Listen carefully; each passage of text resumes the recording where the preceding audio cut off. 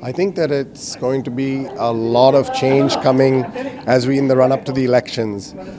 We know that the role that digital media is going to play is only going to increase in this particular election. This is going to be the social media election. It's going to be the AI election. So we're going to see so much disinformation, misinformation coming into our lives that we have a role to play. The government can try to do whatever it wants, but we have to make sure that we're careful with what we're sharing, what we're passing on, what we're forwarding, because it's so easy to have problematic information being shared on a widespread level, and that's worrisome for all of us. So in many, many ways, we have seen that there's been a gap in kind of digital leadership between the US and other countries, but that gap is gone now.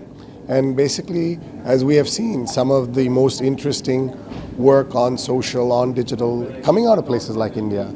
So I'm very excited about it, but at the same time, we're seeing with the elections in the US, elections in India, 2024 is going to be a year of great opportunity and great worry for all of us.